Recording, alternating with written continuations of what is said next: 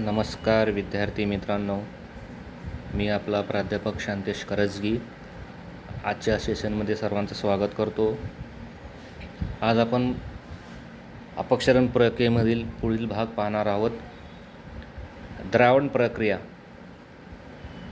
जेव्हा खडकाचे अपक्षरण सागरातील किंवा नदीतील काही जलांचे आम्लात रूपांतर झाल्यामुळे होते, अशा प्रक्रियेस द्रावण प्रक्रिया म्हणतात।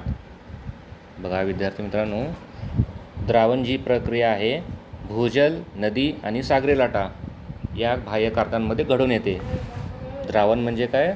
ज्या वेळेला पाण्यामध्ये खडकामध्ये असलेले जे क्षार आहेत किंवा खनिजे आहेत ते पाण्यामध्ये विरघळतात, त्यावेळेला द्रावण प्रक्रिया घडून येते।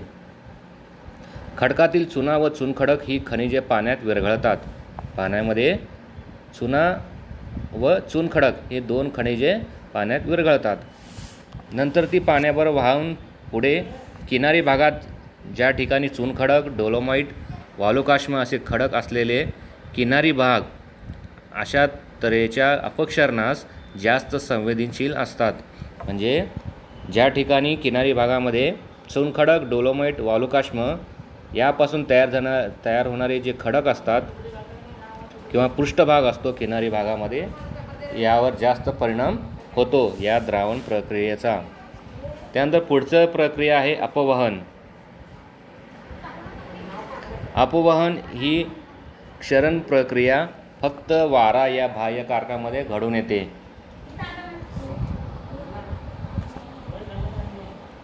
अपवहन म्हणजे भूपृष्ठावरील सुटे झालेले वाळूचे कण वाऱ्याबरोबर वाहून नेले जातात।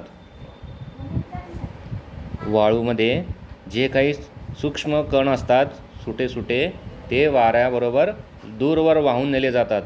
जेथे वनस्पतींचा अभाव आहे तेथे ही क्रिया मोठ्या प्रमाणात आणि प्रभावीपणे घडत असते। एखाद्या भागातील वाळूच्या वाहून जाण्याने खळगा तयार होतो। बघा, भूपृष्ठावरती एखाद्या ठिकाणी वाळूचे कण मोठ्या प्रमाणात वाहून गेल्यानंतर त्या ठिकाणी खोलगट भाग तयार होतो। यालाच अपवहन खळगा असे म्हटलेलं आहे। त्याच्यानंतर पुढचं आहे वेधन प्रक्रिया। वेधन ही प्रक्रिया नदी या बाह्य कारकांमध्ये घडून येते। नदीतील पाण्याबरोबर तळाकडचा गाळ वाहत असतो। नदी वाहत असताना आपल्यासोबत गाळ वाहून आणते। कित्येकदा तळावरील अडथळ्यांमुळे किंवा तळावर असलेल्या भेगांमुळे प्रवाह चक्राकार बनतो। बघा, नदीच्या प्रवाहामध्ये काही वेळा अडथळा येतात, त्या अडथळ्यामुळे प्रवाह चक्राकार बनतो। असा प्रवाह एकाच जागी सतत फिरल्यामुळे नदीच्या पात्रांमध्ये खळगा निर्माण होतो। जे चक्राकार प्रवाह तयार होतात, बऱ्याच वेळेला काय होतं, जास्त काळ तिथे फिरत राहतात, त्यामुळं तिथं खोलगट भाग तयार होतो। हा खळगा पुढे मोठा व खोलगट होत जातो। कालांतराने तो खळगा काय होतं, त्याचा आकार व खोली वाढत जाते। त्याला मग मडक्यासारखा आकार प्राप्त होतो। चित्रामध्ये तुम्हाला दिसतंय बघा, छोटंसं जे खळगा तयार होतं, कालांतराने त्याचा आकार वाढू लागतो आणि त्याची खोलीसुद्धा वाढते आणि त्याचा आकार पुढं जाऊन मडक्यासारखे तयार होते। त्यानंतर पुढची प्रक्रिया आहे अधोगामी अपक्षरण, त्यालाच अनुलंब अपघर्षण असे म्हणतात। ही अपघर्षणाची क्रिया नदी आणि हिमनदी या बाह्य कारकांमध्ये घडून येते। अधोगामी अपक्षरण म्हणजे काय बघा, ही जलीय प्रभावाने होणारी प्रक्रिया आहे, म्हणजे पाण्याची संबंधित असलेली प्रक्रिया, म्हणून फक्त नदी आणि हिमनदी या बाह्य कारकांमध्ये घडून येते।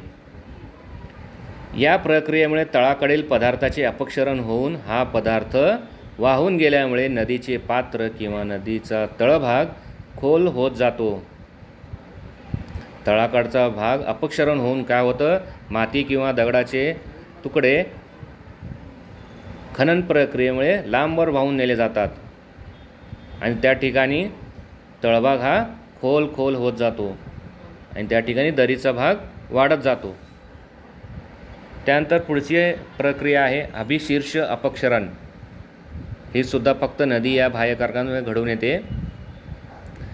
नदीच्या उगमकडे होणारे पार्श्ववर्ती अपक्षरण, पार्श्ववर्ती म्हणजे डोक्याला सुरुवातीचा भाग.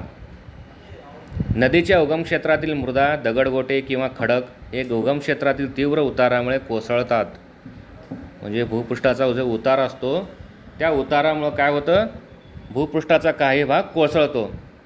असे कोसळलेले पदार्थ नदी प्रवाहाच्या दिशेने वाहून नेतात. कोसळल्यानंतर जो काही भाग आहे, खडकाचे तुकडे, ते नदीच्या प्रवाहाच्या दिशेने पुढे वाहून जातात. यामुळे नदीचा प्रवाह उगम क्षेत्राकडे वाढत जातो. त्यानंतर पुढची प्रक्रिया आहे बाजूकडील अपक्षरण. अपक्षरणाची प्रक्रिया ही नदी आणि हिमनदी या बाह्य कारकांमध्ये घडून येते. हे नदी किंवा हिमनदीच्या दरीच्या बाजूंवर होत असते. अपक्षरणाची ही प्रक्रिया जी आहे ती दरीच्या नदी किंवा हिमनदीच्या दरीवर घडून येत असते.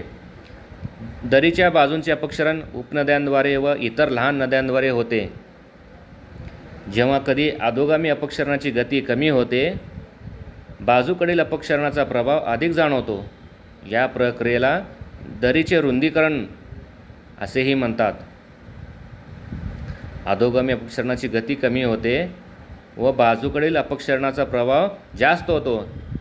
अशा प्रक्रियेला दरीचे रुंदीकरण असेही म्हणतात. दरीच्या तळाकडील भागात सुद्धा बाजूकडील अपक्षरण घडते. याच्यामुळे मुख्यतः पूर मैदानाची विस्तारीकरण घडत असते बघा. म्हणजे जे पूर मैदान तयार झाले असतात, या बाजूकडील अपक्षरण प्रक्रिया घडल्यामुळे त्याचं विस्तार आणखीन वाढत जातो. त्यानंतर पुढचं प्रक्रिया आहे कर्षण. कर्षण नावाची अपक्षरण प्रक्रिया भूजल सोडून इतर सर्व कारकांमध्ये घडून येते. नेमकं कर्षण म्हणजे काय तर बघा, कारकांकडून संपादित झालेल्या पदार्थांचे भूपृष्ठालगतच्या भागाकडून घरंगळणे, ढकलणे आणि ओढणे या क्रिया होत असतात. घरंगळणे, ढकलणे आणि ओढणे अशा प्रकारची क्रिया या कर्षणमध्ये घडून येत असते.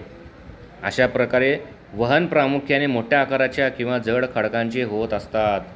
चित्रामध्ये दाखवले बघा, खडकाचं प्रवाहाच्या दिशेने वाहत असताना ते घरंगळतात, पुढे ढकलले जातात किंवा मागे ढकलले जातात.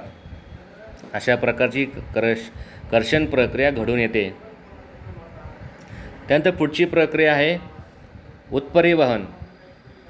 उत्परिवहन अपक्षरण प्रक्रिया नदी, वारे आणि सागरी लाटा या बाह्य कारकांमध्ये घडून येते.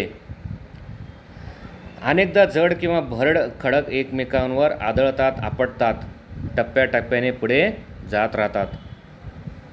काय होतं, या प्रवाहांमध्ये जड आणि भरड खडक एकमेकांवर आदळत आपटत पुढं जात राहतात. वारा किंवा पाण्याच्या बलाद्वारे वाळू, गोटे आणि खडकांचे तुकडे निलंबन प्रक्रियेने वाहून नेणे जड होते, तेव्हा ही क्रिया घडते. जेव्हा नदी आणि वाऱ्याच्या ह्याच्यामध्ये निलंबन नावाची प्रक्रिया आहे ती थांबते, त्यावेळेला उत्परिवहन प्रक्रिया घडत असते. असे उसळलेले पदार्थ विशिष्ट उंचीवरून उसळी घेऊन पुन्हा खाली येतात. म्हणजे या प्रवाहामध्ये खडकाचे तुकडे कधी भूपृष्ठाला लागून सरकतात, तर कधी नदी प्रवाहामध्ये वरच्या दिशेने वाहत राहतात. अशा प्रकारे उत्परिवहन प्रक्रिया घडत असते. त्यानंतर पुढची प्रक्रिया आहे निलंबन. निलंबन अपक्षरण प्रक्रिया ही नदी, वारा आणि सागरी लाटा या बाह्य कारकांमध्ये घडून येते. निलंबन म्हणजे हलके सूक्ष्म पदार्थ प्रवाहाच्या वरच्या भागातून वाहत जातात.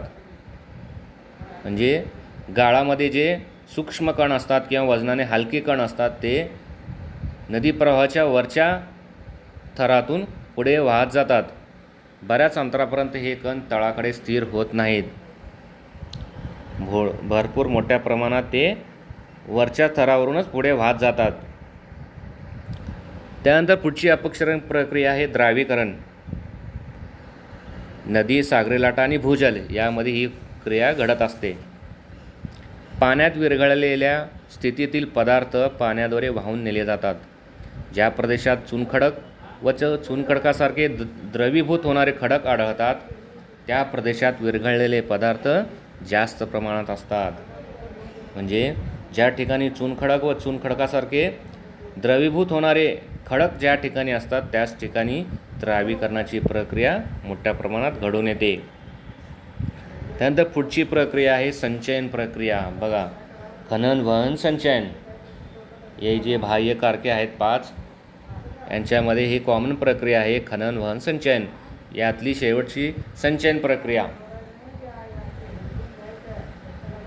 कारखान्याच्या कार्यादरम्यान काही घटकांमुळे संचयनाची प्रक्रिया घडत असते. कारखान्याच्या गतीचा मोठ्या प्रमाणावर परिणाम संचयनाच्या प्रक्रियेवर घडत असतो. कारखान्याच्या प्रवाहाची गती कमी झाल्यास त्यांची वहनाची क्षमतासुद्धा कमी होते व त्यानुसार वाहून नेत असलेल्या पदार्थाचे आकारमान देखील कमी होईल. तसेच त्यांचे वहन व संचयन कमी होते. पूर परिस्थितीत किंवा नदी पर्वतीय प्रदेशातून वाहत असताना नदीची गती जास्त असते, त्यामुळे वहन क्षमता देखील त्यावेळेला जास्त असते. तसेच संचयित केलेल्या पदार्थाचा आकारसुद्धा मोठा असतो. जर जमिनीचा उतार किंवा प्रवाहाची दिशा बदलली तर त्या ठिकाणी संचयन प्रक्रिया घडत असते. जेव्हा प्रदेशात उतारमान बदलते, जसे मैदान प्रदेश, तेथे नदीची गती कमी होते. त्यावेळी गुरुत्वबलामुळे मोठे कण लवकरच संचयन व्हायला सुरुवात होतात, परंतु लहान कण मात्र पुढे वाहून नेले जातात. तेथे अवसादांना पुढे वाहून नेण्यास नद्या असमर्थ ठरतात व तेथे संचयन कार्याला सुरुवात होते. लहान कण मात्र प्रवाहात दीर्घकाळ तरंगत जातात. नदी व वारे सूक्ष्म कणांना शेवटपर्यंत वाहून नेतात आणि त्यानंतरच्या अवस्थेत त्यांचे संचयन घडत असते. प्रवाह मार्गामध्ये वृक्ष, पर्वत किंवा तत्सम अडथळा आल्याने कारखान्याचा वेग मंदावतो. अशा स्थानी संचयनाला सुरुवात होते. नदी, वारा हे वाहत असताना त्यांच्या प्रवाहामध्ये जर वृक्ष किंवा पर्वत किंवा मोठे दगड आडवे आले तर त्यावेळेला त्या ठिकाणी त्यांचा वेग मंदावतो आणि जे काही गाळ आलेला असतो वाहून, त्या ठिकाणी त्याचं संचयन व्हायला सुरुवात होते. तर विद्यार्थी मित्रांनो, अशा प्रकारे अपक्षरणाचे आपण 14 प्रकार पाहिलेले आहेत. ह्या प्रक्रियेत तुम्हाला कारखान्याच्या अपक्षरण प्रक्रियेतून निरनिराळ्या भूरूपांची निर्मिती प्रक्रिया कशी घडते हे समजण्यास मदत होईल. भूरूपे ही अपक्षरण, वहन आणि संचयन प्रक्रियेचा एकत्रित परिणाम असतो. जे काही आपल्याला बाहेर भूरूपे दिसत असतात ते अपक्षरण, वहन आणि संचयन या तिन्ही कार्यातून तयार झालेले असतात. ह्या प्रक्रिया मिळून एकत्रित कार्य करतात किंवा एकटेपणे सुद्धा कार्य करतात. यातील प्रत्येक परिणामानुसार विविध भूरूपे संबंधित कारकाकडून तयार होतात. त्यांचे सर्वसाधारण वर्गीकरण अपक्षरणाचे आणि संचयनाची भूरूपे असे केले जाते. जे काही भूरूपे आपल्याला पाहायला मिळतात त्यांचं वर्गीकरण खनन कार्यातून होणारी भूरूपे आणि संचयन कार्यातून निर्माण होणारी भूरूपे असे प्रकार पडतात. पुढे लक्ष द्या. तुम्हाला हे लक्षात आले असेल की सर्व अपक्षरणाची कारके सगळीकडे अस्तित्वात असतात असे नाही. शुष्क प्रदेशात वारा हा प्रभावी असतो. शुष्क म्हणजे त्या ठिकाणी पाण्याचं प्रमाण कमी असतं असा प्रदेश. तर अशा या शुष्क प्रदेशामध्ये वारा हा बाह्यकारक प्रभावी असतो. तर नदीचे कार्य सर्वव्यापी आहे. ज्या ठिकाणी नदी वाहत असते त्या ठिकाणी नदीच्या कार्यातून तयार होणारी भूरूपे आपल्याला पाहायला मिळतातच. चुनखडीयुक्त भूस्वरूप हे केवळ जेथे डोलोमाइट किंवा कॅल्शियम खडक असतो तेथेच घडत असतात. त्याला इंग्लिशमध्ये कार्स्ट प्रदेश म्हणतात. भूरूपांच्या निर्मितीत असे अनेक घटक आहेत जे भूरूपांच्या निर्मितीला नियंत्रित करत असतात. जे काही भूरूपे तयार होतात त्यांच्या निर्मितीमध्ये अनेक घटक असे आहेत जे अडथळा होतात किंवा त्याला सहाय्यभूत ठरत असतात. जसे हवामान, खडकांचा प्रकार, अपक्षरणाची तीव्रता, जमिनीचा उतार आणि अडथळे. हे घटक अपक्षरण आणि संचयनाच्या प्रक्रियेवर परिणाम करतात. उदाहरणार्थ, वाळूचा भार वाढल्यास वाऱ्याचे वहन कार्य मंदावते व वारा संचयन कार्याला सुरुवात करतो. म्हणूनच संचयनाच्या भूरूपाची निर्मिती प्रक्रिया सुरू होते. त्या ठिकाणी ज्यावेळी नदीचा वेग मंदावतो त्यावेळी सुद्धा संचयन कार्याला सुरुवात होते. म्हणजे खनन कार्य हे त्याच्या वेगावरती अवलंबून आहे. जरी सर्वच कारके सर्वत्र उपलब्ध नसली तरी अपक्षरण व संचयन सर्वत्र घडून येते. काय म्हटलेलं आहे बघा, ज्या ठिकाणी सर्वच कारके उपलब्ध नसली तरी अपक्षरण व संचयन कार्य हे सर्वत्र घडत असलेले दिसून येतात. काही प्रक्रिया या समान असतात. त्या वेगवेगळ्या कारकांकडून भूस्वरूपांच्या निर्मितीसाठी कारणीभूत होतात.